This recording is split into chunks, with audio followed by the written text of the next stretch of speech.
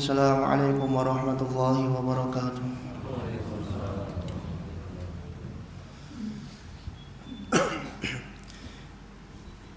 Alhamdulillahilladzi bi ni'matihi tatimmus shalihat.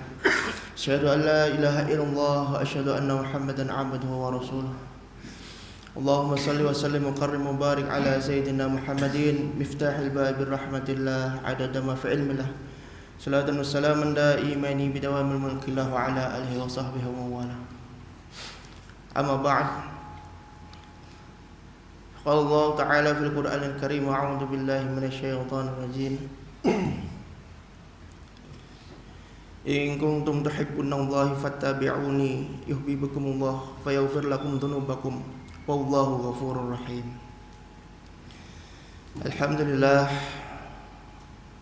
bersyukur pada Allah Subhanahu wa taala yang telah memberikan kita begitu banyak kenikmatan sehingga pada pagi hari ini kita masih diberikan kesehatan, kenikmatan yang luar biasa, sehingga kita masih diberikan nafas yang lega, dan alhamdulillah kita masih diberikan nikmatul iman wal Islam sehingga kita bisa melaksanakan perintah Allah Subhanahu wa taala, yaitu salat subuh secara berjamaah.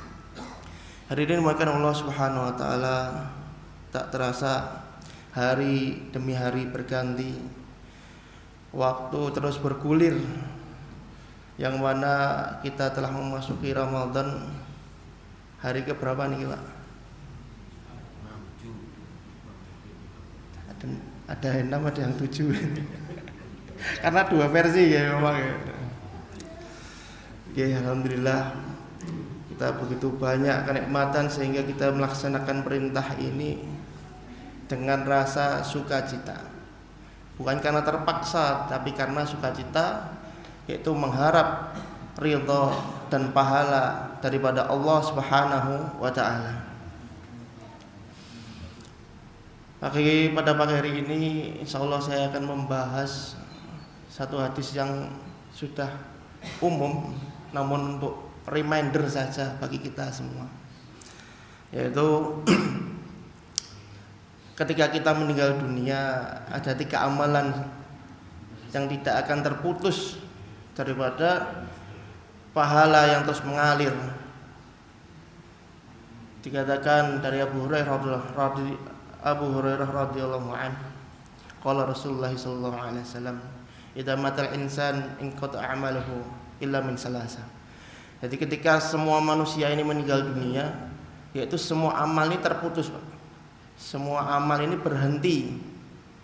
Jadi apabila kita yang sebelumnya ketika masih hidup kita ini masih bisa sholat, bisa ngaji, nah, itu ketika meninggal dunia maka tidak akan bisa kita laksanakan lagi. Dan kemudian yaitu illa min salasah, kecuali yang 3. Jadi setiap amalan akan terputus kecuali 3 amalan. Yang pertama sedekahtin jariyah. Sedekah jariyah yang mana kita ketika meninggal dunia, maka sedekah ini atau amal jariyah ini, sedekah jariyah ini masih berlanjut terus.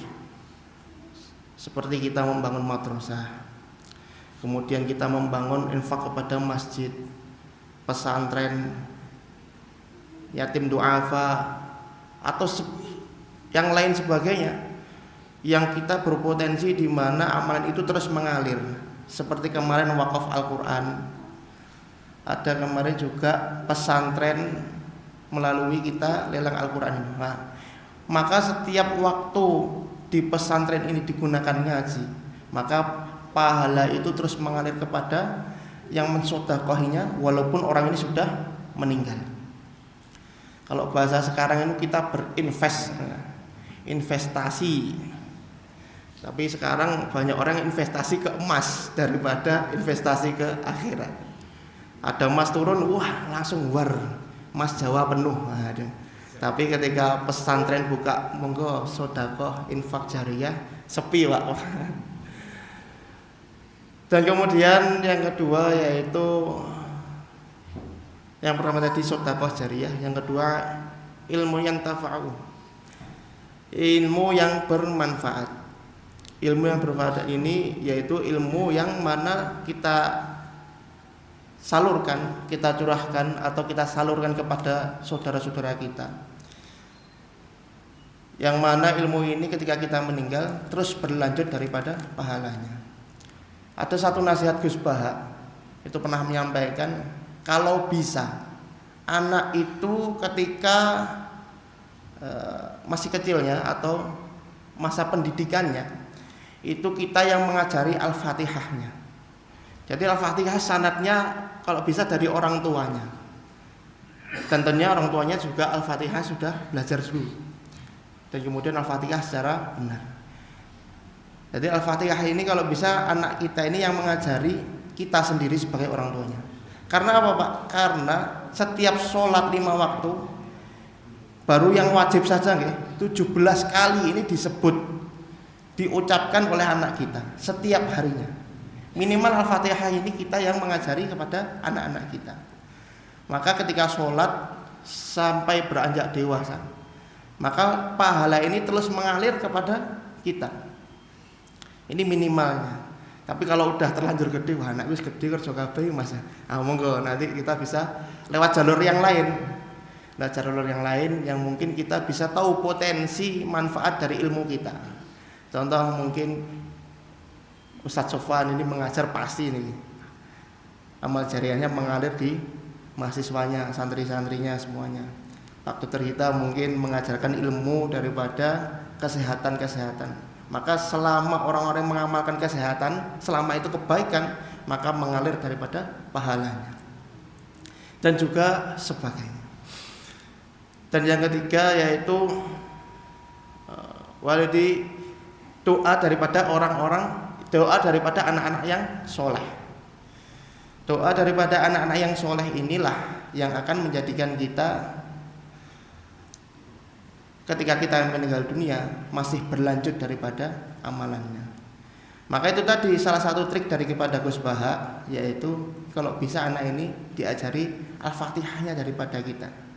Dan kemudian pendidikan-pendidikan yang lain seperti kita memasukkan anak kita ke sekolah IT, contohnya Islam Terpadu. Dan kemudian menggagas pendidikannya dimasukkan madrasah, kemudian TPA mungkin, atau nanti di lembaga-lembaga yang lain yang berkaitan dengan ilmu agama. Dan kemudian ada nasihat, ada satu hadis daripada Nabi Muhammad SAW juga, yaitu kita dianjurkan yaitu kun aliman. Itu kalau bisa ini kita jadi orang yang soleh. Kun aliman. Kalau bisa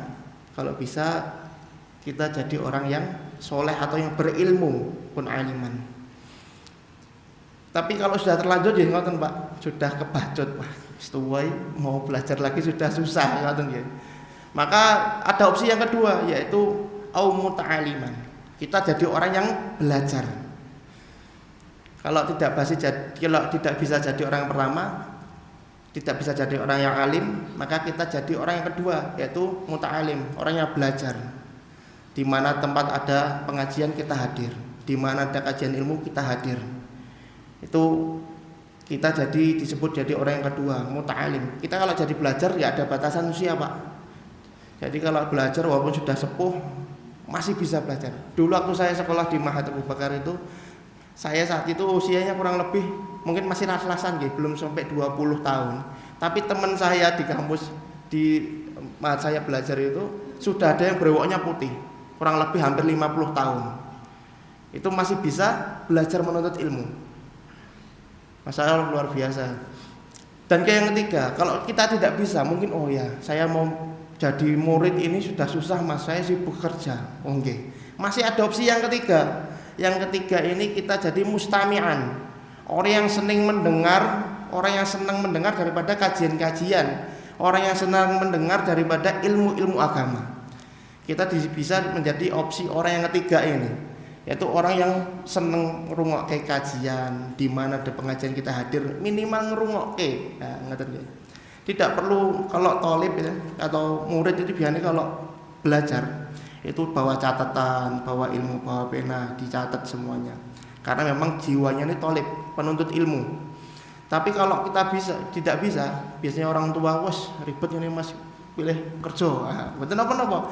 Yang penting kita sempatkan kalau ada kajian kita hadir menjadi mustami'an, orang yang senang dengar ke pengajian.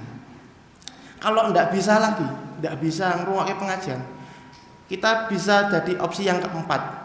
Jadi au muhibban, atau menjadi orang yang muhib, senang, cinta kepada orang-orang yang belajar, atau senang kepada orang-orang yang berilmu, senang kepada pengajian, senang tok. Mboten sah ngrungokke, mboten apa-apa. Kalau ndak sanggup ya, kalau misal kalau jadi mustami'an tadi ndak bisa, minimal senang. Oh ada pengajian di sana, di Anur ada pengajian. Wah ini udah rasa senangnya ini udah mewakili daripada yang 3 tadi. Minimal senang dulu, ini sudah dikategorikan perintah daripada Nabi Muhammad SAW. Yang pertama tadi kun aliman au muta'aliman, yang ketiga au mustami'an, yang keempat ini au muhibban. Jadi seneng tak, aku tapi pengen teko ora iso pun tak nyumbang banyu putih, tak nyumbang mengke sing nyangoni usate contoh, tak nyumbang napa mengke gedang napa-napa, monggo terserah, karena rasa cinta kita terhadap majelis ilmu. Dan kemudian walatakun khamisan, jangan jadi orang yang kelima. Jadi kita alim ndak, kemudian muta'alim ndak, kita jadi santri yo ndak, kemudian kita mustami'an yo enggak, anak pengajian yo ora tau ngrungokke. Yang keempat juga ndak, muhibban juga ndak. Anak pengajian yo wis napa? Malah ngrasane wah mendino pengajian ora kesel kayak mah ngoten enggak. Tapi di Anur alhamdulillah ndak ada nih. Niku teng Bangladesh mriku katanya. Ya alhamdulillah, ini kalau di Anur masya Allah orangnya soleh-soleh. Maka kalau kesibukan kita tidak bisa menjadikan orang yang keempat tadi, kita jangan menjadi orang yang kelima. Kelima ini sinten? Tidak alim, tidak soleh, tidak belajar, tidak suka mendengar, tidak suka kepada pengajian. Nah ini kita jangan sampai orang yang membenci daripada orang-orang yang menuntut agama atau majelis-majelis ilmu. Dan mudah-mudahan kita di era sekarang nih, atau di zaman ini banyaknya fitnah yang menyebar di mana-mana. Mudah-mudahan kita termasuk orang yang selamat daripada adu domba, selamat daripada fitnah akhir zaman, selamat daripada huru-hara akhir zaman. Mudah-mudahan kita terus sikoh di dalam jalannya Allah Subhanahu wa taala hingga akhir hayat kita. Amin amin ya rabbal alamin. Mungkin itu saja yang bisa saya sampaikan. Jika ada benarnya datangnya dari Allah Subhanahu wa taala, jika ada salahnya murni karena kesalahan saya pribadi. Mudah-mudahan Allah mengampuni segala kesalahan kita dan menerima semua amal-amal kita. Amin ya rabbal alamin. Subhanallah wa bihamdihi, subhanakallahumma wa bihamdika, asyhadu an la ilaha illa anta, astaghfiruka wa atubu ilaik. Assalamualaikum warahmatullahi wabarakatuh.